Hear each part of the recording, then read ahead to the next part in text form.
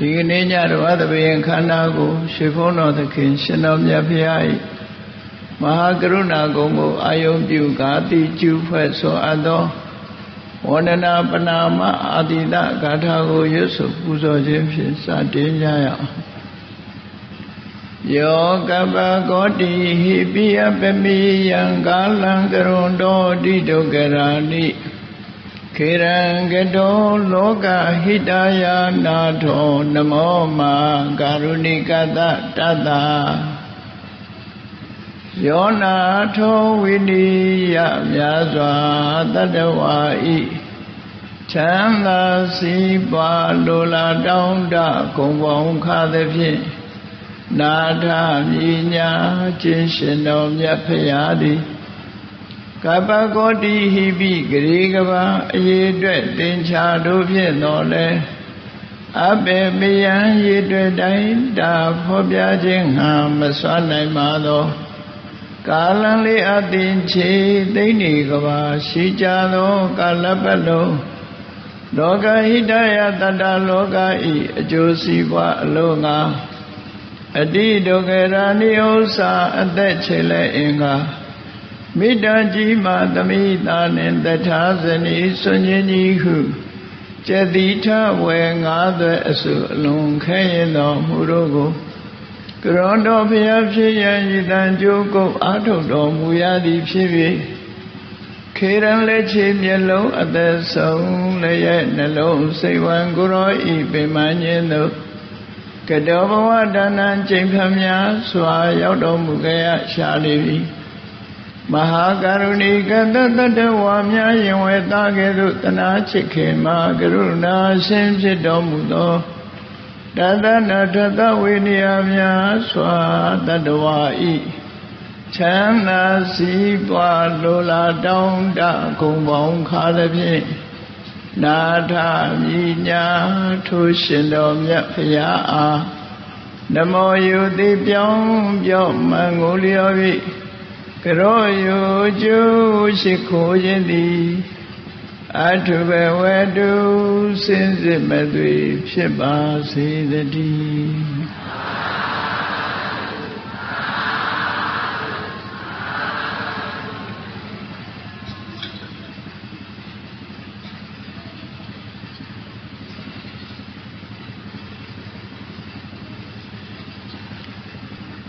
စိတ်တောကကို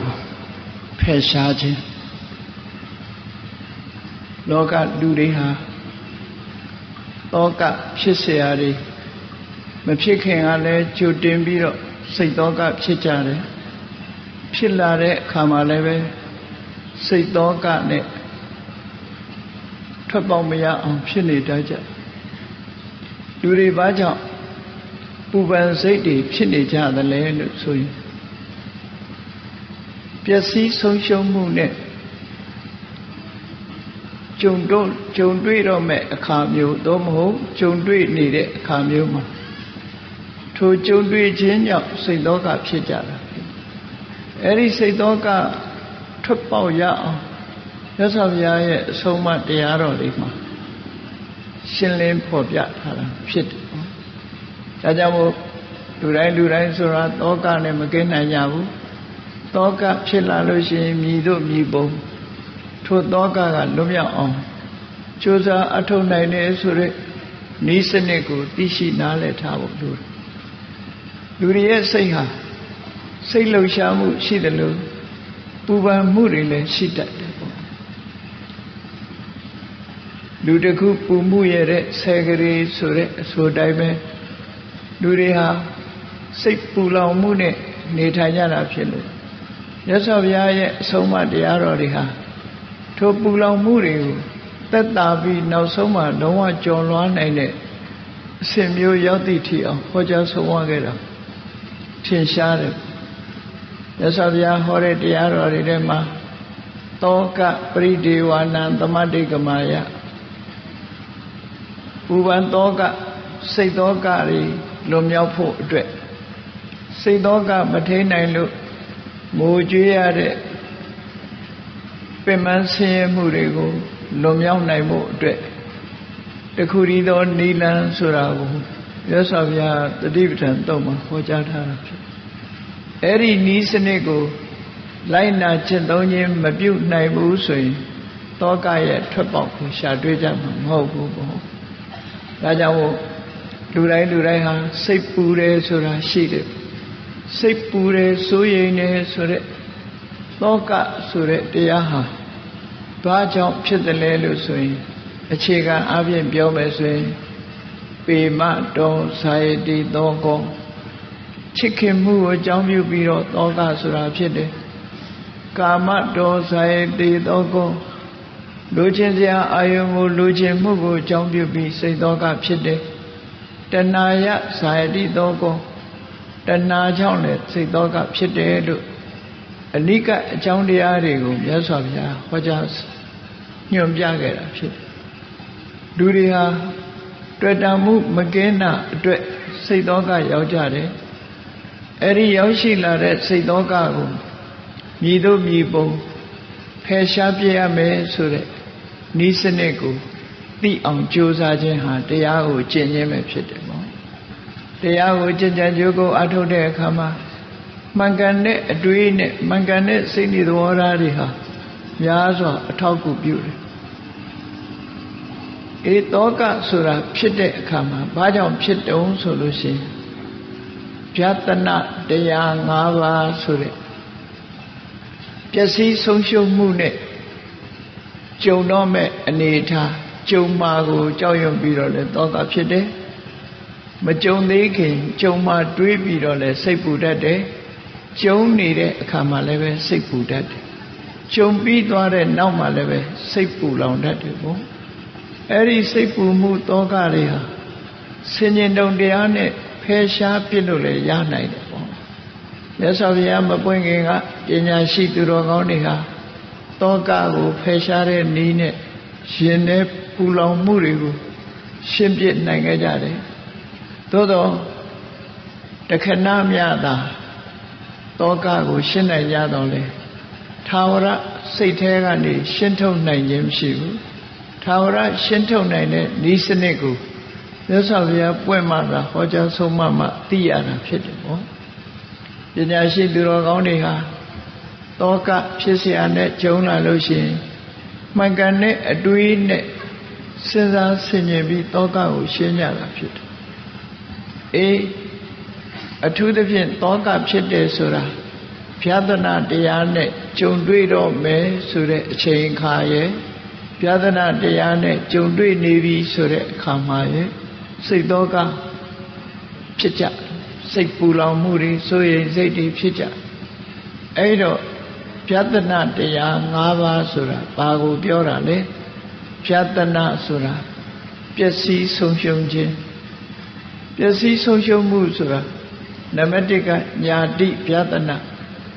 မိမိအာကိုမြတ်လို့ရတဲ့ဆွေတွေမျိုးတွေတဲကပျက်စီးဆုံးရှုံးသွားမှုညာတိဗျာဒနာဆွေတွေမျိုးတွေပျက်စီးဆုံးရှုံးမှုဒီလိုဆွေမျိုးသားချင်းတွေပျက်စီးဆုံးရှုံးမှုများဟာလောကမှာရှိတဲ့လူတိုင်းကြုံရမယ့်အနေအထားတစ်ခုပဲရှိတယ်ထို့သောကြုံလာပြီဆိုလို့ရှိရင်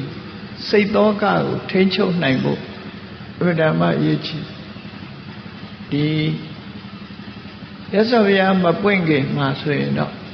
စိတ်တောကကိုထိန်းချုပ်တာဟာမှန်ကန်တဲ့အတွေးနဲ့ထိန်းချုပ်လို့ရတယ်ရသော်ဗျာကိုရောတိုင်းဒီပင်လေညာတိဗျာဒနာဆိုတာနဲ့ကြုံတွေ့ခဲ့ရဘူးလေပေါ့မဟာနာမင်းကြီးရဲ့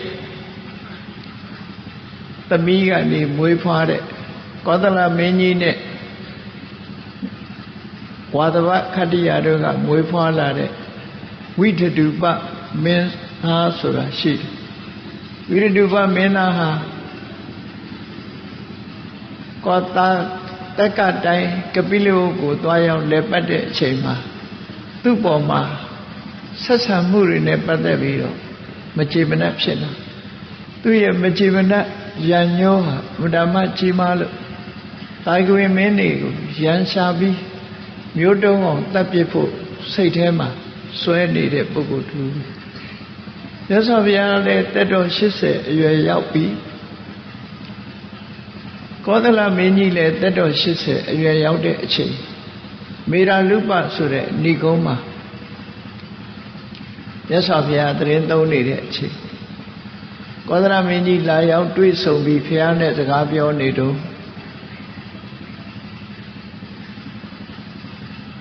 ဒီကကာလဆိုတဲ့စစ်သူကြီးကဥဆောင်ပြီးတော့ဘုရင်ကြီးကိုအာဏာသိမ်းလိုက်တယ်ပေါ့အဲ့ဒီခေတ်အာဏာသိမ်းပြီးမင်းသားဝိတ္တုပကိုနမ်းမြောက်လိုက်တယ်အဲ့ဒီအချိန်မှာဝိတ္တုပသူ့ရဲ့ရန်ညိုးတွေကလေးစားခြေဖို့တာယွေမင်းတွေကိုမျိုးတုံတပ်ဖြတ်မှုလုပ်ဖို့ကြိုးစားလာအဲ့ဒါလိုကြိုးစားတဲ့အခါမြတ်စွာဘုရားကနှစ်ကြိမ်တိုင်တိုင်ကြွပြီးတော့ပရိယေနဲ့မြတ်စွာဘုရားဆွေတွေမျိုးတွေကာကွယ်ပေးတော်မူခဲ့သို့တော့တာယွေမင်းသားတွေတာယွေလူမျိုးတွေကလည်းတစ်ချိန်တော့ကစုပေါင်းပြီးတော့မကောင်းမှုအကုသိုလ်တွေလုပ်ခဲ့တာဖြစ်တယ်အဲ့ဒီအကုသိုလ်ကံရဲ့အကျိုးကိုတော့မြတ်စွာဘုရားကိုယ်တိုင်ကလည်းတားဖို့မဖြစ်နိုင်ဘူးဒါကြောင့်မို့မြတ်စွာဘုရားဥပိ္ပခာရှုလိုက်ဒီချိန်မှာဝိတ္တုပဆိုတဲ့ကောသလမင်းဟာတာဂိဝင်းတို့ရဲ့တက္ကတိုင်းကိုဝင်ရောက်ကျူးကျော်တိုက်ခိုက်ပြီးတော့တာဂိဝင်းတွေမျိုးတုံးအောင်တပ်ပစ်ခဲ့တယ်မြတ်စွာဘုရားတက်တော်ရှင်ရှားရှိနေတဲ့အချိန်တာဂိဝင်းမင်းကြီးအများပြားလာတဲ့တာဂိဝင်းမင်းကြီးဟာဝိတ္တုပရဲ့ကျူးကျော်စစ်မှာတပ်ပွဲအသက်ခံရတာဖြစ်တယ်ပေါ့အဲ့ဒါလိုအသက်ခံရတာဟာတာမန်ပုဂ္ဂိုလ်တွေဆိုရင်ညာတိပြဒနာလို့ခေါ်တယ်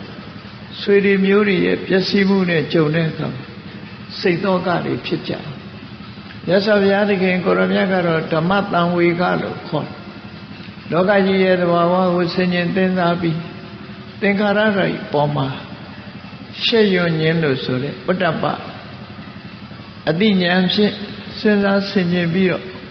လောကရဲ့သဘာဝကိုဆင်ခြင်စဉ်းစားပြီးတန်ဝေကဖြစ်တော်မူတာသာရှိတယ်။တောကဆိုတာမဖြစ်ခဲ့ဘူးပေါ့။လောကလူတွေဟာဆွေနဲ့မျိုးနဲ့နေကြတာဖြစ်တော့မိမိတို့ရဲ့ဆွေမျိုးမိဘအတိုင်းဝိုင်းမှာပျက်စီးဆုံးရှုံးမှုနဲ့ကြုံပြီးဆိုလို့ရှိရင်တောကဖြစ်လာကြ။တောကကိုမထိန်နိုင်တဲ့အခါမှာပရိဒေဝဆိုတဲ့ငိုယုံမှုတွေဖြစ်ကြတာ။ဒါကညာတိပြဒနာနဲ့ဆုံတဲ့အခါမှာတောကဖြစ်တယ်နောက်တစ်ခါဘောကပြဒနာကိုရှာဝေစုဆောင်းထားတဲ့ပစ္စည်းဥစ္စာတွေဟာမိလောင်လို့ပါသွားတာတို့ရေမျောလို့ပါသွားတာတို့မင်းဆိုးရာဇာတွေကသိမ်းယူလိုက်တာတို့သခိုးဓမြကလူရဲ့တိုက်ခိုက်သွားတာတို့အမွေခံသားဆိုးသမီးဆိုးတွေကသုံးဖြုံးပြစ်လို့ကုံသွားတာတို့အဲ့ဒီလို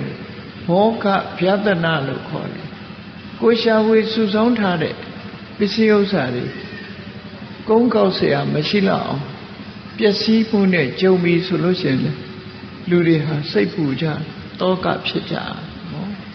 ပစ္စည်းပျက်ကုံဆုံးခြင်းပျက်ဆုံးခြင်းအတွက်တောကတွေဖြစ်ကြတယ်အဲ့ဒီတောကဟာလေလူတွေကိုနှိပ်စက်နေတဲ့အရာဖြစ်လို့ဆင်ញင်တုံတရားဖြစ်ကျော်လွှားဖို့ကြိုးစားမှာဖြစ်တယ်မြတ်စွာဘုရားရဲ့အဆုံးအမတိုင်းဝိပဿနာကျင့်စဉ်ကိုကျင့်ပြီးတတိပဌာန်ကျင့်စဉ်ကိုကျင့်ပြီးတော့ကျော်လွှားနိုင်မယ်ဆိုရင်တော့တောကအောင်လုံးဝလွန်မြောက်သည့်အထိအောင်ကျော်လွှားနိုင်တဲ့အနေအထားမျိုးရတယ်ဆင်ញင်တုံတရားဖြင့်ကျော်လွှားခြင်းဟာတည်ငါတခဏအားဖြင့်သာလျှင်ကျော်လွှားနိုင်တာဖြစ်တယ်ပေါ့ဟောနောက်တစ်ခုကရောဂပြဒနာကိုယ်စဉ်းစားကြည့်ယောဂဝေဒနာတွေဖြစ်လာပြီဆိုရင်လူတွေဟာစိတ်ပူကြတယ်တောကဖြစ်ကြမိမိရဲ့မိသားစုတွေကယောဂဖြစ်တာပဲဖြစ်စေမိမိကိုယ်တိုင်ယောဂဝေဒနာဖြစ်တာပဲဖြစ်စေအားလုံးဟာစိတ်ပူတယ်ဆိုတဲ့တောကခံစားကြရတယ်အဲ့ဒီလိုခံစားလာရတဲ့အခါမှာမြတ်စွာဘုရားရဲ့အဆုံးအမမှန်ကန်တဲ့အတွေ့အကြုံဖြင့်တောကကိုလျှော့ချလို့ရနိုင်တယ်တောကကိုလျှော့ချဖို့ဤစနစ်တွေကိုလိုက်နာကျင့်သုံးဖို့လိုအပ်တယ်ပေါ့မြတ်စွာဘုရားဟောကြားတဲ့တတိပဌာန်မဲ့ခင်၈ပါး အကျင့်တရားဝိပဿနာတရားကိုကြိုးစားအထောက်ပြီးတော့ပေါ့ရောက်အောင်မြင်သွားမယ်ဆိုရင်တော့ရင်ထဲကတောကကိုလုံးဝဖယ်ရှားပြစ်နိုင်မှာဖြစ်တယ်တောကဆိုတာစူးကြောင်ကြီးပမာရင်ထဲမှာစူးဝင်နေတဲ့မချိတဲ့ခံစားချက်မျိုးဆိုလို့ပေါ့လောကကြီးမှာဒီတယ်မကလူတွေဟာတောကဖြစ်ကြတာတွေအများကြီးပဲအဲ့ဒါနဲ့ပတ်သက်ပြီးတော့အင်္ဂလိပ်ဘာသာနဲ့တီဟိုဆရာတော်ကြီးတစ်ပါးရေးထားတဲ့စာအုပ်ကစိတ်ဝင်စားစရာသူစာအုပ်ရဲ့နာမည်က Why Worry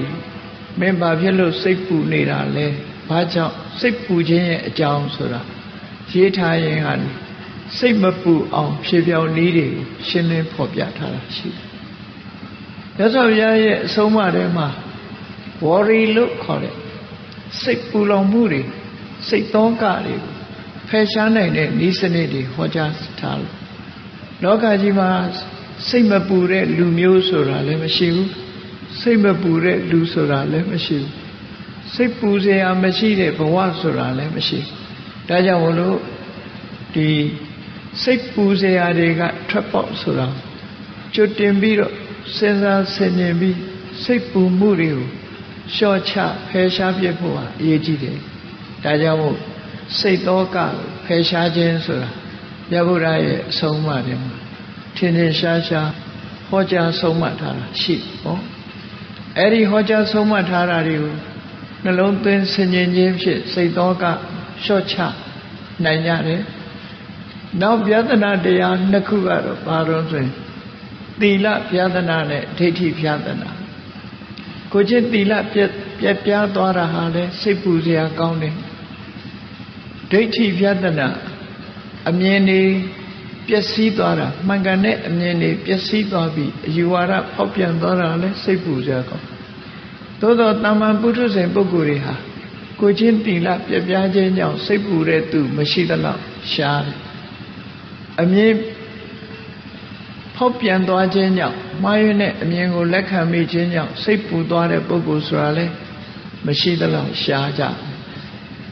ရတော့အဖြစ်တမ္မာပုဂ္ဂိုလ်တွေစိတ်ပူနေကြတယ်ဆိုတာဟာညာတိဗျာဒနာဆွေမျိုးတို့ရဲ့ပျက်စီးမှုဘောဂဗျာဒနာမိမိပိုင်ဆိုင်တဲ့ပစ္စည်းဥစ္စာတို့ရဲ့ပျက်စီးဆုံးရှုံးမှုရောဂဗျာဒနာယောဂဝေဒနာဖြစ်လို့ပျက်စီးဆုံးရှုံးမှုလို့ဆိုတဲ့ဒီသုံးမျိုးကိုတော့လူတွေဟာရှုချုံမရအောင်ပူလုံးနေဖြစ်ကြပေါ့အဲ့ဒါလည်းပဲစဉ်းစားဆင်ခြင်ဉာဏ်တရားဖြင့်ဖယ်ရှားပြလို့ရစဉ်းစားရမယ်အချက်တစ်ခုကတော့ညာတိဗျာဒနာနဲ့ကြုံတွေ့လို့လဲအပင်ငရဲကိုမကြနိုင်ဘူးဘောဂဗျာဒနာကြုံတွေ့ခြင်းကြောင့်လဲအပင်ငရဲမရောက်ဘူးရောဂဗျာဒနာကြုံတွေ့ခြင်းကြောင့်လဲအပင်ငရဲကိုမရောက်ဘူးသို့တော့သီလဗျာဒနာကြဒီဘဝမှာမသိတာတော့လည်းပဲဤဘဝဤချမ်းမဲမှာဒုက္ခတိအပယ်ဆင်းရဲကိုခံရမှာသိချတယ်ပေါ့ဒိဋ္ဌိဗျာဒနာဆိုတာတန်တရားထဲမှာတဝဲလဲလဲနဲ့ဆင်းရဲဒုက္ခတွေကြုံမှုအတွက်သိချဒါကြောင့်သီလဗျာဒနာဒိဋ္ဌိဗျာဒနာဟာတဘဝသာဒုက္ခပေးမှာမဟုတ်ဘဲနဲ့ဘဝဆက်တိုင်းဆက်တိုင်းဒုက္ခပေးတဲ့ပျက်စီးမှုဖြစ်သည့်အတွက်ကြောင့်သီလဗျာဒနာနဲ့ဒိဋ္ဌိဗျာဒနာဆိုတဲ့နှစ်ခုကိုတော့အရေးကြီးမဖြစ်အောင်ထိမ့်သိမ်းဆောက်ရှောက်ကြအောင်ဖြစ်တယ်ပေါ့အေးပေါ့ယာတိဗျာဒနာဆိုတာလဲရှောင်လွှဲလို့မရဘူးဘောဂဗျာဒနာဆိုတာလဲရှောင်လွှဲလို့မရဘူးရောဂဗျာဒနာဆိုတာလဲရှောင်လွှဲလို့မရဘူးရှောင်လွှဲလို့မရလို့ကြုံတွေ့လာလို့ရှိရင်လေသူတို့ဒီဗျာဒနာတရား၃ပါးဟာဒီဘဝမှာသာဒုက္ခပေးနိုင်တာဖြစ်တယ်ဒါကြောင့်မို့ဆင်ញဉဏ်ဖြင့်မိမိရဲ့စိတ်သောကပဲရှာစိတ်သောကဆိုဒီမှာဒေါမနတလို့ခေါ်တဲ့စိတ်ရဲ့ခံစားမှုတစ်မျိုးပဲဖြစ်တယ်အဲဒီစိတ်ရဲ့ခံစားမှုဆိုတဲ့ဒေါမနတဝေဒနာဟာဒေါသဆိုတဲ့တရားနဲ့ရှင်တွဲပြီးတော့ဖြစ်လာဖြစ်တယ်ဒေါသဆိုတဲ့တရားနဲ့ရှင်တွဲဖြစ်လာတဲ့စိတ်ခံစားမှုဟာလူတွေကိုရှင်ထဲမှာပူလောင်နှိပ်စက်တတ်တဲ့သဘောတရားရှိတယ်ပေါ့အဲဒီတော့ရှေးကပညာရှိတွေဟာ ဘောဂပြဿနာနဲ့ကြုံတွေ့တာတို့ညာတိပြဿနာနဲ့ကြုံတွေ့တာတို့ရောဂပြဿနာနဲ့ကြုံတွေ့တာတို့အဲ့ဒါလို့ကြုံတွေ့လာပြီဆိုလို့ရှိရင်တော့မှန်ကန်တဲ့အတွေးတွေတွေးတောဆင်ခြင်သုံးသပ်ခြင်းဖြစ်ဒီတောကစိတ်တောကလျှော့ကြကြဖြစ်တယ်ဟောတောကဆိုတာလူတွေကိုယူတတ်သွားစေနိုင်လောက်အောင်ပြင်းထန်တယ်ပဒါစာရီရဲ့တောကဟာအယူတယ်မဘဝကိုရောက်သွားစေတယ်ဟောဒီတောကပဒါစာရီအယူတယ်မဘဝရောက်တယ်လို့ပဲခိတာဂေါရမီရဲ့သားပေါ်သားကလေးတည်ဆုံးသွားသည့်အတွက်ကြောင့်ဖြစ်ပေါ်လာတဲ့တောကဟာလည်းပဲယူတဲ့ဘဝကိုရောက်သွားတာဖြစ်တယ်ဒါကြောင့်မို့လို့တောကကြောင့်ဖြစ်လာတဲ့အယူအနှံဘဝတောကကိုမထိန်နိုင်ဘူးဆိုရင်အယူဘဝမှာဆက်လက်ပြီးတော့နေဖြစ်သွားနိုင်တယ်ပဒါစာရီဆိုတာအလုံးကြားဝကြတဲ့အတိုင်းစင်စင်ရဲရဲတောနဲ့ထဲမှာအားကိုးရမဲ့ကိုယ့်ရဲ့ခင်မွန်းတွေကလည်းသိဆုံးတယ်မွေကြိုက်လို့သေးတာသားလေးနှစ်ယောက်ကိုလက်ဆွဲပြီးလာရင်ချောင်းတစ်ခုကိုဖြတ်ကူးတဲ့အခါမှာသားငယ်လေးကိုဟိုဘက်ပို့သားကြီးလေးကိုပြန်ခေါ်ဖို့အလားမှာသားငယ်ကလေးကိုစွန့်ချီသွားတယ်သားအကြီးကသူ့ခေါ်တယ်မှတ်ပြီးရေထဲဆင်းလာမိခင်လှုပ်တဲ့ပုဂ္ဂိုလ်ကရေလေကောင်ကနေပြီးတော့စွန်ကိုလှမ်းអော်ပြီးလက်ခုပ်တီး6ထားကိုသားအကြီးကသူ့ခေါ်တဲ့ထင်ပြီးရေထဲဆင်းတဲ့အခါအရှိန်အဟုန်နဲ့စီးဆင်းနေတဲ့ချောင်းရည်ကတိုင်မျောသွားလို့သူဟာတူရီဖြစ်သွားလမ်းမှာတွေပဲအားကိုးရတဲ့ခင်မွန်းယောက်ျားလူမမေသားငယ်လေး2ဦး3ယောက်ဆုံးရှုံးသွားတဲ့အခါမှာသူ့မှာဖြေစရာလေးကြံသေးတယ်အိမ်မှာအမေရှိတယ်အဖေရှိတယ်မောင်ရှိတယ်အဲ့ဒီအမေအဖေမောင်လေးနဲ့တွေ့ဖို့ကြိုးစားပြီးလာလိုက်တဲ့အခါမှာသူလမ်းမှာကြုံတွေ့ခဲ့တဲ့အမှန်တန်ကြီးမားတဲ့မိုးမုန်တိုင်းကြီးကလေမုန်တိုင်းတိုက်ခြင်းမိုးတွေရွာချခြင်းဆိုတာကြောင့်သူ့ရဲ့မိဘ2ပါးနဲ့ပေါင်းလေးဟာအိမ်ပြိုကျပြီးတော့သိဆုံးသွားကြတယ်ဆိုတဲ့သတင်းကိုကြားလိုက်တဲ့အချိန်မှာသူ့မှာယူချုံမရစိတ်သောကဖြစ်ပြီးအယူတယ်ဘဝကိုရောက်သွားခဲ့တာဖြစ်တယ်ဟောမြတ်စွာဘုရားနဲ့တွေ့တဲ့အခါကျတော့မှသောကကိုဖြေဖို့နီးလန်းကိုမြတ်စွာဘုရားကဟောကြားဆုံးမလိုက်မှသူဟာမိမိရဲ့စိတ်မူရင်းစိတ်ကိုပြန်လေးရရှိပြီးနောက်ဆုံးမှာတော့ယဟန္တာမကြီးဘဝကိုရောက်ရှိသွားခဲ့တယ်ပေါ့အဲ့ဒီလိုမြတ်စွာဘုရားနဲ့တွေ့လို့ဘုရားရဲ့အဆုံးအမတရားတော်တွေကိုအပြည့်အဝရတဲ့အခါမှာစိတ်သောကတွေကိုဖယ်ရှားနိုင်ကြဒီကနေ့ခေတ်မှာထိုကဲ့သို့သောကဖြစ်เสียတွေကျုံလာပြီဆိုရင်ထို့တွေရောဘယ်လိုစဉ်းစားကြမလဲယာတိပြဒနာနဲ့ကြုံရင်ဘောဂပြဒနာနဲ့ကြုံရင်ရောဂပြဒနာနဲ့ကြုံမယ်ဆိုရင်ထို့တွေရောဘယ်လိုသောကကိုဖယ်ရှားပြစ်ကြမလဲဘယ်လိုတားဆီးကြမလဲဆိုတာမြတ်စွာဘုရားရဲ့အဆုံးအမတစ်ခုကိုနာခံမှတ်သားပြီးတော့မိမိတို့ဘဝမှာလက်တွေ့ကျင့်သုံးနိုင်အောင်မှတ်သားထားပြီးဆင်ခြင်သုံးသပ်တတ်ဖို့လိုအပ်တယ်ပေါ့950ဇတ်ထဲမှာမဏိကုန္ဒလဇတ်ဆိုတာရှိတယ်အဲ့ဒီမဏိကုန္ဒလဇတ်350ဇတ်မြောက်အဲ့ဒီမဏိကုန္ဒလဇတ်တောကကိုဘယ်လိုထိန်းနေဆိုတာတောကကိုဘယ်လိုဖယ်ရှားတယ်ဆိုတဲ့ဤစနစ်ကိုရှင်းပြထားတာဖြစ်လို့မှတ်သားထိုက်တဲ့အရာတစ်ခုဖြစ်တယ်ပေါ့အဲ့ဒီတုန်းကတောကကိုဖြည့်ရှင်းနိုင်တဲ့ပုဂ္ဂိုလ်ဟာနန်းကျဘယင်ဘဝရောက်သွားတော့လည်းပဲစိတ်တောကမဖြစ်တဲ့ဗာရဏသီမင်းရဲ့နှလုံးသွင်းကိုဘုန်းကြီးတို့တွေမှတ်သားထားကြအောင်ဖြစ်တယ်ကာတိတိုင်းနဲ့ကောသလတိုင်းဆိုတာဆက်ဆက်ပြီးတော့နေတယ်ဒီကနေ့ခေတ်မှာလည်းပဲကာတိလို့ပဲခေါ်တယ်ဗာရဏသီဆိုတဲ့နာမည်ကလည်းဒီကနေ့ခေတ်အိန္ဒိယမှာဗာရဏစီလို့ပဲခေါ်တယ်အဲ့ဒီမှာကာတိတိုင်းက ကောသလမင်းကောသလတိုင်းကပါရဏသီကဖြမတမင်းပါရဏသီမင်းအဲ့ဒီယံပါယံခါကောသလမင်းကအနိုင်ရပြီးတော့လူရဲ့တိုက်ခိုက်တတ်တယ်ယံပါယံခါကျတော့ကောသလမင်းကာတိမင်းကအနိုင်ရပြီးလူရဲ့တိုက်ခိုက်တတ်တယ်ပြန်လှန်ဖြစ်တတ်အားကြီးတဲ့လူကအနိုင်ရအဲ့ဒီတိုင်းပြည်နှစ်ပြည်ဟာအနိကရှိသည့်အတွက်ကြောင့်ယမယံခါစစ်ဖြစ်နေရှိကြတယ်ဒီတစ်ချိန်မှာတော့ကောသလမင်းကကာတိကဗာရဏသီမင်းကိုစစ်ချေညာပြီးတော့ဗာရဏသီမင်းကိုဖမ်းလိုက်တယ်တိုင်းပြည်ကိုသိမ်းပြီးတော့ဗာရဏသီမင်းပိုင်ဆိုင်တာတွေအကုန်လုံးရယူသိမ်းပိုက်ပြီးတော့သူဟာဗာရဏသီဘုရင်မင်းကိုနန်းချချုပ်နှောင်ပြီးတော့နန်းချဘုရင်အဖြစ်ချုပ်နှောင်ထားတယ်ပေါ့အဲ့ဒီချိန်မှာစဉ်းစားကြည့်ဒီဗာရဏသီမင်းဟာစီးစိမ်ဥစ္စာတွေအားလုံးလူရက်ခံရရုံကသူ့ဘက်ကဆွေတွေမျိုးတွေဖမ်းခံရလို့တပ်ဖြတ်ခံရရုံမြမကသူကိုယ်တိုင်လဲနန်းကျဘုရင်ဘဝနဲ့ထောင်နှန်းဆန်နေရတဲ့အနေအထားမျိုးရောက်တယ်ဘလောက်ပဲစိတ်သောကဖြစ်မလဲဆိုတာစဉ်းစားကြည့်ပေါ့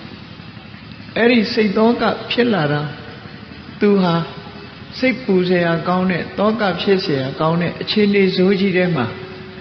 သောကမဖြစ်အောင်ဘယ်ပုံထိန်းသိမ်းခဲ့တယ်သောကကိုဘယ်လိုဖယ်ရှားပြီးတော့စိတ်နှလုံးအေးချမ်းစွာနေနိုင်တယ်ဆိုတာကိုမှတ်တမ်းတင်ထားပြီးသင်ခန်းစာယူဖို့ဟောကြားဆုံးမထားတဲ့စာတကဇလန်တစ်ခုကဖြစ်တယ်ပေါ့အဲ့ဒါလိုဗာရဏသီမင်းကြီးဟာနန်းကြဘုရင်ဘဝရောက်ပြီးတော့ဒီထောင်နှန်းဆန်နေရတဲ့အချိန်မှာသူဆုံးရှုံးနေနာခဲ့တာတွေအတွက်စိတ်ထဲမှာကြံတွေးမနေတော့ပဲနဲ့သူဟာတမထကျင့်စဉ်တစ်ခုကိုကျင့်ပြီးထောင်ထဲမှာနေရတော့လည်းပဲတမထကျင့်စဉ်နဲ့ဆံရသည့်ထိအောင်သူဟာတရားဓမ္မနှလုံးသွင်းပြီးတော့နေလိုက်တာအဲ့ဒါနဲ့ထောင်ထဲနေရတယ်ဆိုတဲ့ကြက်တဲမှုစီစဉ်ဥစ္စာတွေပျက်စီးဆုံးရှုံးသွားတယ်ဆိုတဲ့အပေါ်မှာတွေးတောပူပန်မှုတွေတခုမှမရှိတော့ဘဲနဲ့သူဟာစိတ်နှလုံးအေးချမ်းစွာဘာတစ်ခုမှမပူပဲနဲ့ကြည်ကြည်လင်းလင်းဝမ်းပန်းတတာတာမန်နေချအတိုင်းစိတ်ပြက်လက်ပြက်မရှိပဲနဲ့နေနိုင်တယ်အဲ့ဒါလိုနေနိုင်တာနဲ့ပတ်သက်ပြီးတော့ရန်သူဖြစ်တဲ့ကောသလမင်းကသူထောင်သွင်းအကျဉ်းချထားတဲ့ဗာရဏသီမင်းရဲ့မျက်နှာအသွင်ကိုကြည့်ပြီးတဲ့အခါမှာဒီလောက်တောင်စစ်လဲရှုံးတယ်ပစ္စည်းဥစ္စာတွေလည်းသိမ်းခံရတယ်သူ့ဘက်သားတွေလည်းအသက်ခံလဲရတယ်သူကိုယ်တိုင်လည်းနန်းချဘုရင်ဘဝနဲ့ထောင်နှန်းဆန်းနေရတယ်ဒါပေမဲ့သူဟာအပြုံးမပြတ်ပဲစိတ်သောကကိုဖယ်ရှားထားနိုင်တာဘာကြောင့်လဲဆိုသူသိချင်းအဲ့ဒါလို့ကြီးမားတဲ့ပျက်စီးဆုံးရှုံးမှုနဲ့ကြုံတော်လည်းပဲဗာရဏသီမင်းကြီးဟာသူဟာစိတ်သောကဘယ်လိုအတွေးနဲ့ဖယ်ရှားသလဲဆိုတာသူကပြန်ပြောပြတာရှိအဲ့ဒီပြန်ပြောပြတာလေးကိုသင်ခန်းစာအဖြစ်မှတ်ယူထားပြီးတော့စဉ်းစားဆင်ခြင်တတ်ဖို့မြတ်စွာဘုရားကအဲ့ဒီဇာတကစတိုရီထဲမှာဇာတကဝတ္ထုတွေထဲမှာ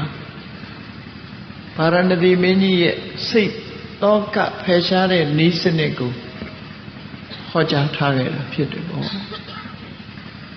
သူဟောကြားမြတ်စွာဘုရားဟောကြားတဲ့အတိုင်းဗာရဏသီမင်းဟာဘယ်လိုတွေးတောဆင်ခြင်ခဲ့သလဲဗာရဏသီမင်းကြီးရဲ့အပြုံးမပြတ်နေနိုင်တာနဲ့ပတ်သက်ပြီးပထမကောသလမင်းကမေးမြန်းနေသူမေးတဲ့မေးခွန်းကဘာလို့လို့ဆိုရင်စီနောပထပ္ပံမဏိကုန္ဒလံစအေးဗာရဏသီမင်းကြီးဟာသူပိုင်ဆိုင်တဲ့ မြင်ရထားတွေသူပိုင်ဆိုင်တဲ့အရာတွေတန်ဖိုးရှိတဲ့ဗရမ ्या နှရောင်းတွေသူ့ရဲ့ပိုင်ဆိုင်မဲ့ယရနာတွေအားလုံးဟာသူအသိခံလိုက်ရတော့ဆုံးရှုံးသွားပြီတိုင်းပြည်ကြီးလည်းဆုံးရှုံးသွားပြီအားလုံးရန်သူလက်ထဲမှာသူဟာဆုံးရှုံးနေတာမှုတွေနဲ့ကြုံသွားရတယ်ပုတ္တိစဓာရေစတထေဝစီနောသားတွေနော်ကျင်ယာတွေအားလုံးဟာသူဟာဆုံးရှုံးသွားတယ်အားလုံးဟာအဖမ်းခံလိုက်ရတော့အားလုံးဟာဒုက္ခရောက်ပြီးသားတဲ့ကွယ်မယားတဲ့ကွယ်ဆိုတာဖြစ်သွားတယ်ပေါ့တပေတုဘောကေတုအတေတကေတုသူပိုင်ဆိုင်တာမှန်သမျှဘာတစ်ခုမှမကြံအကုန်လုံးကောသလမင်းကသိမ်းယူလိုက်တာဖြစ်တယ်သူ့မှာလက်ဖွားခြေဖွားပဲကြံတော့အဲ့ဒါလို့ရှိသမျှပစ္စည်းတွေအကုန်လုံးအသိမ်းခံလိုက်ရအဲ့ဒါလို့အသိမ်းခံလိုက်ရလို့ပျက်စီးမှုတွေများစွာကြုံပြီးလူကိုယ်တိုင်ထောင်နှန်းဆန်းနေရတဲ့အချိန်မှာအတ္တမာနတန္တပတိတောကကလေးတကယ်ကိုစိတ်ပူစရာကောင်းတဲ့အချိန်တောကပြန်ဖြစ်เสียအချိန်မှာဘာဖြစ်လို့စိတ်ထဲမှာမပူဘဲနဲ့အပြုံးမပြည့်နေနိုင်တာလဲလို့ကောသလမင်းကကာတိဘုရင်ကြီးကိုမေးတဲ့အခါမှာဗာရဏသီကာတိဘုရင်ကြီးကဘယ်လိုဖြေတုံးဆိုသူ့အတွေးလေးဟာဓမ္မမှတ်သားစရာကောင်းသူကဘယ်လိုစဉ်းစားတုံးလို့ဆိုတော့ပုပ္ပေဝမစ္ဆံဝိသဟန္တိဘောဂဘယ်သူပဲဖြစ်ဖြစ်ကိုပိုင်ဆိုင်တာတွေရှိတယ်အိမ်ယာရွှေငွေယရနာကိုပိုင်ဆိုင်တဲ့ပစ္စည်းအဲ့ဒီပိုင်ဆိုင်တဲ့ပစ္စည်းတွေဟာဒီပိုင်ဆိုင်သူကိုမသေးခင်ဆုံးခွာသွားတာတွေလည်းရှိတယ်ဒါကဘာလို့ဆိုရင်ကိုပိုင်ဆိုင်တဲ့ပစ္စည်းတွေအသိခံလိုက်ရတာတို့ကိုပိုင်ဆိုင်တဲ့ပစ္စည်းတွေမီးထဲပါသွားတာကိုပိုင်ဆိုင်တဲ့ပစ္စည်းတွေရေထဲမှာပျက်စီးသွားတခိုးရမြလူရက်ခံလိုက်ရတာတို့အဲ့ဒါမျိုးဟာပုပ္ပေဝမစ္ဆာဝိဇဟန္တိဘောကစီးစိမ်ဥစ္စာတွေကရင်လေအရင်လူကိုဆုံးခွာသွားကြပြီကိုပိုင်ဆိုင်တဲ့ပစ္စည်းတွေအလုံးဟာကိုယ့်ကိုဆုံးခွာသွားကြတယ်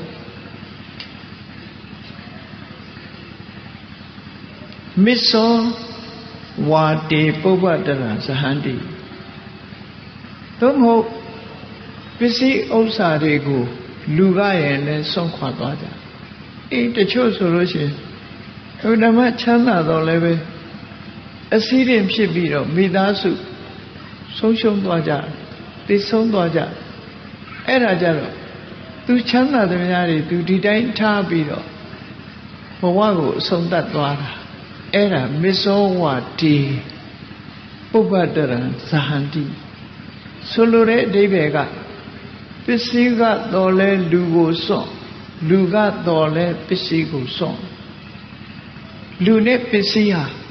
ဒီနှမျိုးကလွဲပြီးတော့ဘယ်တော့မှအိုးစားကွဲမှမရှိအိုးစားကွဲတာဒီနှမျိုးနဲ့ပဲအိုးစားကွဲသွားဘယ်သူပဲဖြစ်ဖြစ်တနေ့ကြာလို့ရှိရင်နော်ပစ္စည်းကတော့လဲလူကိုစွန့်လူကတော့လဲပစ္စည်းကိုစွန့်ဆိုပြီးစဉ်းစားဆင်ခြင်လိုက်မယ်ဆိုရင်လူတိုင်းဟာနော်ဒီနည်းတဲ့ပစ္စည်းဥစ္စာတွေဆုံးရှုံးကြဖြစ်တယ်ပေါ့လူကတော့လဲပစ္စည်းဥစ္စာကိုစွန့်ပစ္စည်းဥစ္စာကိုတော့လဲလူကိုစွန့်ပြီးတော့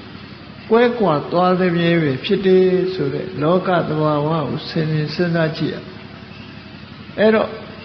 ပစ္စည်းပိုင်ရှင်တဲ့ပုဂ္ဂိုလ်ကလည်းပဲထာဝရမဟုတ်ဘူးသူပိုင်တဲ့ပစ္စည်းတွေကလည်းထာဝရမဟုတ်ဘူးတခဏမျှတာပိုင်ဆိုင်တယ်လို့ပြောရတာဖြစ်တယ်အချိန်မရွေးဒီပစ္စည်းတွေကိုထားပြီးသွားရမယ်သို့မဟုတ်ပစ္စည်းတွေကတော့လည်းကိုယ့်ကိုခွဲသွားနိုင်တယ်ဆိုတဲ့သဘောတရားကိုစိတ်စဉ်ကိုဆင်ញင်သုံးသပ်ကြည့်အတ္တတတာဘောခိနောကာမကာမလိုချင်စရာတွေကိုလိုချင်တတ်တဲ့တမန်ပုဂ္ဂိုလ်တွေဟာဘယ်ရာပဲဖြစ်ဖြစ်စီးစိမ်ဥစ္စာတွေဟာလူကလည်းမမြဲဘူးကိုပိုင်ဆိုင်တဲ့ပစ္စည်းတွေကလည်းမမြဲဘူး ပစ္စည်းပိုင်ဆိုင်သူကလည်းထာဝရမဟုတ်ဘူးဒါကြောင့်မို့လို့ဘယ်လိုပဲဖြစ်ဖြစ်တနေ့တစ်ချိန်ကြလို့ရှိရင်ကိုယ်ပစ္စည်းတွေကလည်းကိုယ်နဲ့ခွဲသွားမယ်ကိုယ်ကတော့လည်းပစ္စည်းတွေထားပြီးထွက်သွားမယ်ဆိုတဲ့အနေထားမျိုးတစ်ခုဟာဧကံဒိဋ္ဌမြေကြီးလက်ခတ်မလွယ်ကြုံကြရမှာပဲဆိုတဲ့အတွေးဟာမှန်ကန်တဲ့အတွေးတစ်ခုပဲဖြစ်တယ်အဲ့ဒီအတွေးနဲ့တောကကိုဖယ်ရှားလို့ရတယ်လို့သူတို့ဆိုလို့နော်တတ္တမနသောစာမဟံတောကကာလိဒီသဘောတွေကိုအပြန်အပြန်လှန်လှန်နှစ်ဖူးလက်တဲ့ဆင်ញင်သုံးသပ်ထားသည့်အတွက်ကြောင့်သူဟာတောကမဖြစ်ဘူးတဲ့ပစ္စည်းဥစ္စာကတော့လဲငါ့ကိုစွန့်မယ်ငါကတော့လဲပစ္စည်းဥစ္စာကိုစွန့်သွားရမယ်ငါနဲ့ပစ္စည်းဆိုတာတခုမှမြဲတာမရှိဘူးလို့ဒီအမှန်တရားကိုဆင်ញင်သုံးသပ်ခြင်းဖြင့်နှလုံးသွင်းဆင်ញင်ထားခြင်းဖြင့်တောကသူကကြိုတင်ပြီးတော့မဖြစ်အောင်ဟန်တာပယ်ရှားထားနိုင်တယ်ဒါလွယ်လွယ်လေးနော်လွယ်လွယ်လေးစဉ်းစားတတ်ဖို့အဲ့လိုလွယ်လွယ်လေးစဉ်းစားထားသည့်အတွက်ကြောင့်ဘလောက်ပဲဒုက္ခရောက်ရောက်ဘလောက်ပဲဆုံးရှုံးနစ်နာမှုတွေနဲ့ကြုံလောကရဲ့သဘာဝတရားကိုဆင်ញင်သုံးသပ်ပြီးတဲ့အခါမှာစိုးရိမ်တောကကိုရင်ထဲကဖယ်ရှားပြစ်နိုင်ခဲ့တယ်ဒီလိုဆိုတာပေါ့နော်အံ့ဩဖွယ်ရာဗာရဏသီကာတိမင်းကြီးဟာသူ့ရင်ထဲမှာရောက်နေတဲ့တောကသူကိုယ်တိုင်နန်းကြဘရင်ဘဝရောက်သွားပြီးပျက်စီးဆုံးရှုံးမှုတွေကြီးကျယ်ကြုံရတော့လည်းပဲစိတ်အေးလက်အေးထောင်ထဲမှာနေနိုင်တာဟာဒီအတွေးတွေကြောင့်မှန်ကန်တဲ့အမြင်တွေကြောင့်နေနိုင်တာဖြစ်တယ်လို့သူ့ကိုဖန်ဆီးထားတဲ့ကောသလမင်းကြီးကိုရှင်းပြခဲ့တာဒါဟာလက်တွေ့အားဖြင့်ဘုန်းကြီးတို့တွေလည်းဆင်ញင်သုံးသပ်ပြီးတော့သင်ခန်းစာယူရမယ်အတွေးမှန်ပဲဖြစ်တယ်ပေါ့သူစဉ်းစားပုံလေးတစ်ခုဆက်ပြီးတော့ပြောတယ်နော်လောကကြီးဟာပဲရာမမမြဲဘူးဆိုတာနဲ့ပတ်သက်ပြီးတော့သူဆက်ပြီးတော့ဘယ်လိုပြောတော့ဆိုဥဒေတိအာပုရတိဝေတိစာစံတော်အထံတပိတဝါနပလေတိသူရိယောလူတိုင်းတွေ့နေကြတာပဲကောင်းကင်ကလာပြီချိန်မှတက်ထွန်းလာတဲ့လာပြီဝန်းကြီးနေ့စဉ်နဲ့အမျှနန်းတဲ့ပိုင်းမှာထွက်ပေါ်လာတဲ့နေဘယ်အရာဟာထာဝရရှိတယ်လဲဆိုစဉ်းစားကြည့်နေဟာထွက်လာပြီးတဲ့အခါမှာအနောက်တောင်ဆုံးကိုဝင်ရောက်ပြီးတော့ပျောက်ကွယ်သွားတာပဲလောကကြီးကိုအလင်းပေးနေတဲ့နေမင်းကြီးဟာလည်းပဲ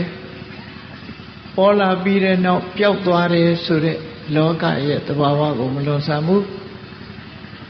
လာပြီနေမှာထွက်ပေါ်လာတဲ့လာပြီဝန်းကြီးဟာလည်းပဲထွက်လာတဲ့အချိန်ကနေစပြီးတဖြည်းဖြည်းနောက်ဆုံးမှာပျောက်ကွယ်သွားတာပဲဆိုလိုတာကသင်္ခါရတရားဆိုတာဘယ်ရာမှမမြဲဘူးဖြစ်လာပြီးရင်ပျက်စီးခြင်းနဲ့ဆုံးသတ်တယ်နေဟာထွက်လာခြင်းဝင်ခြင်းမှာပဲဆုံးသတ်မယ်လဟာလည်းပေါ်ထွက်လာပြီးတဲ့နောက်ပျောက်ကွယ်သွားခြင်းမှာပဲဆုံးသတ်တယ်ဆိုတဲ့ဒီအတွေးမျိုးလေးတွေးပေးတာပေါ့နော်ဝိထိတာမယတတ္တုကလောကတာသူပြောပြတာသူကိုဖန်ဆီးချုံနှောင်ထားတဲ့မင်းကိုသူပြောတာငါဟာလောကကြီးရဲ့သဘာဝကိုသိထားတယ်တဲ့လောကကြီးရဲ့သဘာဝကိုငါသိထားလောကကြီးဆိုတာဘယ်အရာမှမတည်မြဲဘူးဖြစ်လာပြီးရင်အပြည့်ဆိုတာရင်ဆိုင်ရမှာဖြစ်တယ်ဆိုရက်လောကကြီးရဲ့သဘောကိုငါသိထားပြီးဖြစ်တယ်တတ္တမဟာနာသောစာမိတောကကဒါကြောင့်မို့တောကဖြစ်เสียအချိန်နဲ့ကြုံတော်လည်းပဲငါဟာတောကလုံးဝမဖြစ်ဘူးလို့ရဲရဲဝံ့ဝံ့ဖြေဆိုနိုင်ခဲ့တာပဲဖြစ်တယ်နော်အေးယာရုအာနာစိစိတ်ဥစ္စာတွေကိုလူယူပြီးတော့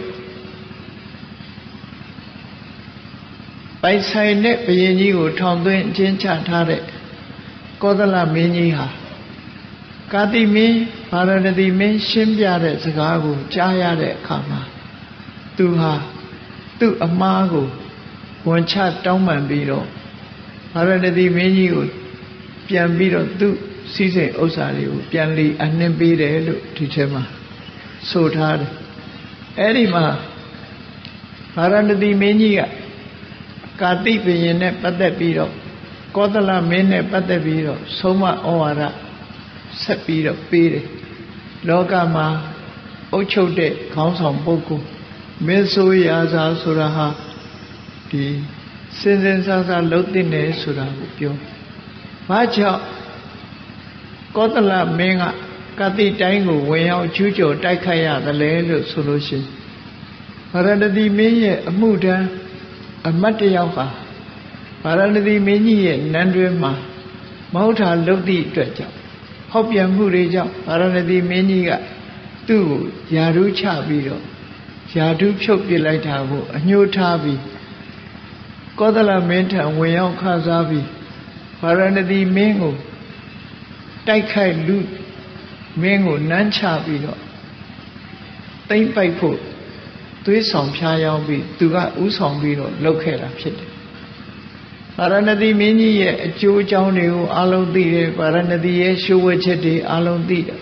သူကဥဆောင်ပြီးတော့စစ်ပွဲကိုဆင်နွှဲပြီးဗာရာဏသီမင်းကိုအကျဉ်းသားအဖြစ်ကိုပို့ပေးခဲ့တာဟာ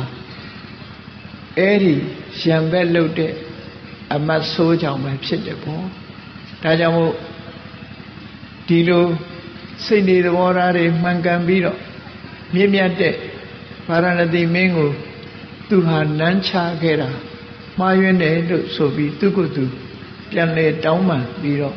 ထိနန်းကိုပြန်အပ်ပြီးပိုင်ဆိုင်သမျှကိုပြန်လီရခင်တိုင်းပေးခဲ့တာဖြစ်အဲ့ဒီအချိန်မှာမင်းနှစ်ပါးဟာသစ္စာဂရိပြုပြီးတော့ဗာရာဏသီမင်းကြီးကပညာရှိပိပိတတကောသလမင်းကိုသူကဆုံးမဩဝါဒပေးတယ်အဲ့ဒီဆုံးမဩဝါဒပေးတာဟာလောကလူသားတွေအလွှာအလုံးအတွက်ပေးတဲ့ဆုံးမမှုမျိုးပဲဖြစ်တယ်အဲ့ဒီဆုံးမဩဝါဒတွေကဘာတွေတော့ဆိုသူဆုံးမပုံလေးကကြည့်နော်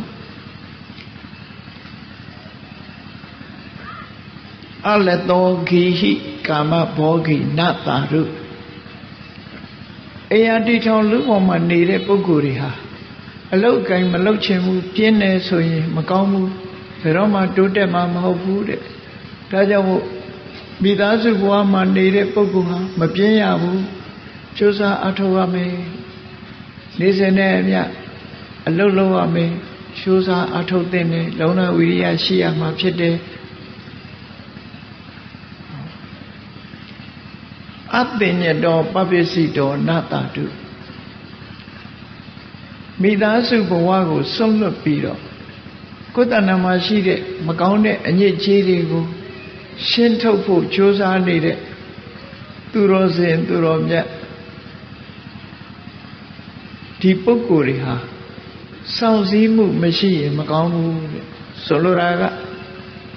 လူဆိုတာအလုပ်ကြိုးစားရမှာဖြစ်တယ်ယဟန်ဆိုတာဟာစောင့်စည်းရမှာဖြစ်တယ်အပြောဆိုနဲ့ပတ်သက်လာရင်လည်းစောင့်စည်းရမယ်အပြုအမူနဲ့ပတ်သက်ပြီးတော့လည်းစောင့်စည်းမှုရှိရမယ်ယဟန်ပိပိသသ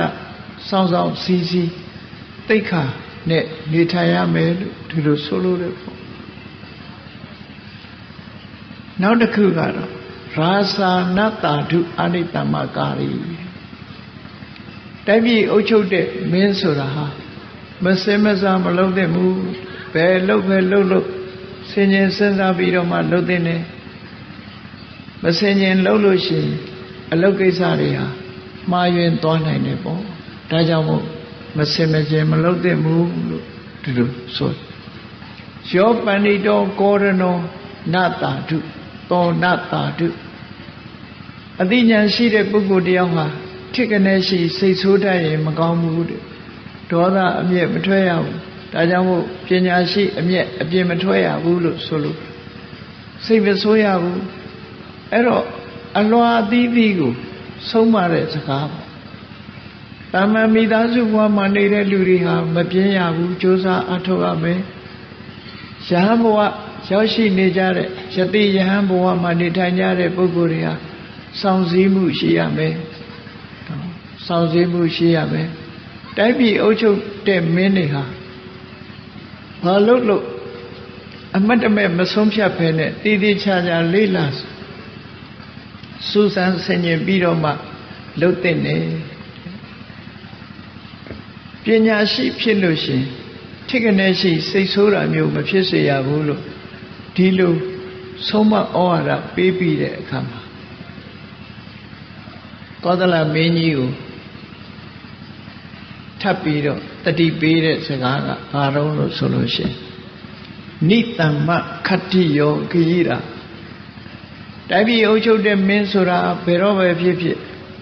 အရာခတ်သိမ်းကိုကိုယ်တိုင်စူးစမ်းလေ့လာပြီးတော့မှဆုံးဖြတ်ရမယ်လုပ်ရမယ်တစ်ဖက်သားပြောတာနဲ့ထားမလုပ်ရဘူးအားလုံးဟာလောကမှာဘုရင်ကိုခေါင်းဆောင်တူကိုကပ်ပြီးတော့ဒီအခွင့်အရေးယူတဲ့ပုဂ္ဂိုလ်တွေကအများကြီးရှိတယ်သူတို့ပြောစကားနဲ့လက်ခံပြီးတော့မဆုံးဖြတ်ရဘူးမိမိကိုယ်တိုင်ဆင်ញင်သုံးသပ်ရမယ်လို့ဆိုလိုတယ်နိတမ္မခတ္တိယောဂိရာတိုင်းပြည်အုပ်ချုပ်တဲ့မင်းဟာဘယ်အလုပ်ကိုလုပ်လို့တည်တည်ချာချာစစ်ဆေးဆုံးဖြတ်ပြီးမှလုပ်တဲ့နေလုပ်ရမှာဖြစ်တယ်နာနိတမ္မထိတံပတိဘယ်တော့မှမစင်စားမစင်ញင်မဲနဲ့အစောတလဲအမိတ်ချမှတ်တာမျိုးလောကဆောင်ရတာမျိုးမလုပ်သင့်ဘူးတဲ့နိတမ္မကာရိနောရာဇယသောကိဋ္တိသဝတ္တတိဘယ်ကိစ္စပဲဖြစ်ဖြစ်ဆင်ခြင်တုံတရားနဲ့ပြောရင်လည်းလက်လွတ်စပယ်မပြောဘူးလုပ်ရင်လည်းလက်လွတ်စပယ်မလုပ်ဘူးအလုံးတည်တည်ချာချာစိတ်စိတ်ဆက်ဆက်ပြောရင်လည်းပြောသင့်မှပြောတယ်လုပ်ရင်လည်းလုပ်သင့်မှလုပ်တယ်အတိညာနဲ့ဆင်ញင်သုံးသပ်ပြီးမှလုပ်တဲ့ပုဂ္ဂိုလ်ဟာအချမ်းရံစည်းစိမ်ခုံသတင်းတွေဟာတိုးတက်လာနိုင်ပါတယ်ဒီဘဝတွေပဲကြီးပွားတိုးတက်နိုင်ပါတယ်လို့သူ့ကိုဖမ်းဆီးပြီးထောင်သွင်းချတဲ့ရန်သူမင်းကိုဗာရဏသီမင်းကြီးကအခုလိုဆုံးမဩဝါဒပေးခဲ့တာဖြစ်တယ်ပေါ့အဲ့ဒါဟာလောကမှာလိုက်နာကျင့်သုံးရမယ်ဒီသင်္ကန်းစာတစ်ခုပဲဖြစ်တယ်ဒီဇလန်းကိုမြတ်စွာဘုရားဟောပြီးတဲ့အခါမှာဗာရဏသီမင်းကိုနန်းချကျူးကျော်တိုက်ခိုက်ခဲ့တဲ့ကောသလမင်းဟာတခြားပုဂ္ဂိုလ်မဟုတ်ဘဲနဲ့ညီတော်အာနန္ဒာတစ်ချိန်တုန်းကညီတော်အာနန္ဒာအလောင်းပဲဖြစ်ခဲ့တယ်စဉ်းစားဆင်ញင်ဉာဏ်ဖြင့်တောကကိုဖယ်ရှားနိုင်တဲ့အပြုံးမပြတ်နေနိုင်တဲ့ပါရဏသီမင်းကြီးကတော့မြတ်စွာဘုရားအလောင်းတော်ပဲဖြစ်တယ်လို့ဇတ်တော်ကိုဒီလိုပေါင်းပြီးတော့မြတ်စွာဘုရားဟောကြားဆုံးပါတယ်ဘဝဆိုတာစဉ်းစားကြည့်ဘဝဆိုတာတဦးနဲ့တဦးဟာအပြန်အလှန်ယမယံခါယန္တုဖြစ်လိုက်ယံခါမယံခါမိတ်ဆွေဖြစ်လိုက်ယမယံခါသားအဖဖြစ်လိုက်ယမယံခါအမေနဲ့သမီးဖြစ်လို့ဖြစ်အဲ့ဒီလိုဘဝဆိုတာတန်တရားထဲမှာကျင်လဲနေကြတာဖြစ်တယ်ဟောကျင်လဲနေကြတာဖြစ်သည့်အတွက်ကြောင့်တူသီခံခြင်းခွင့်လွှတ်ခြင်းဆိုတာနဲ့အေးဒီဘဝမှာငါတို့ဟာ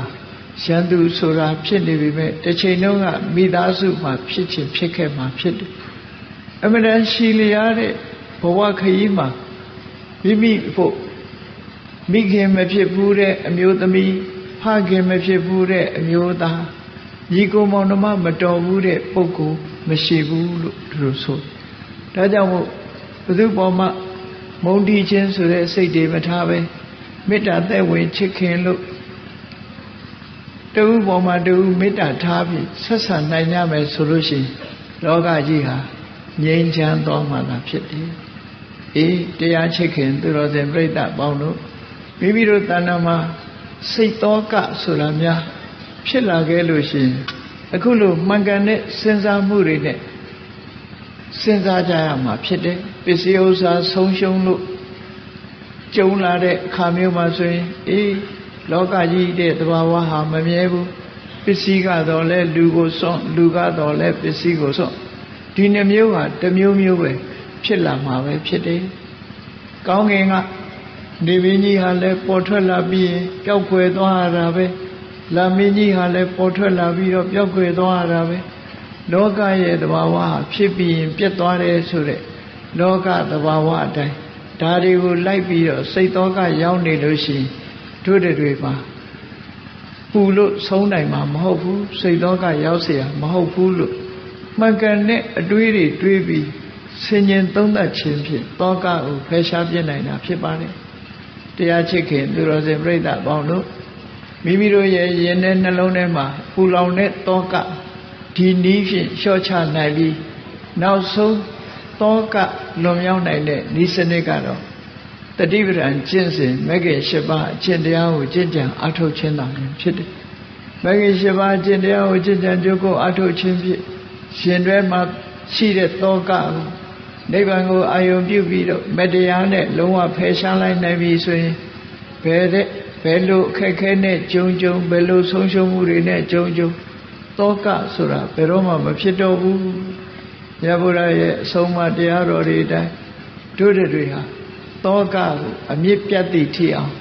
ဝိပဿနာကျင့်စဉ်ကိုကျင့်ကြံကြိုးကိုအားထုတ်ခြင်းဖြင့်ဖယ်ရှားကြရမှာဖြစ်တယ်လို့ကိုယ်စီသဘောကျပြီးမြတ်ဗုဒ္ဓရဲ့အဆုံးအမတိုင်းလိုက်နာကျင့်သုံးနိုင်ကြပါစေကုန်သတည်း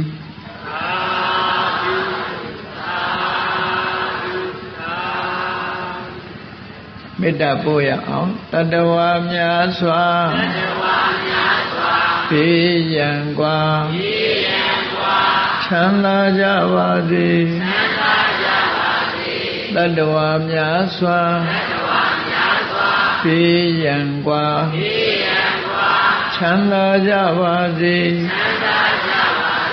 မေတ္တာရေချမ်းသုံးငါဖြံငြိမ်းချမ်းကြပါစေသက်ရှိချမ်းသာစိတ်ချမ်းသာတို့ရဆန္ဒပြေပါစေ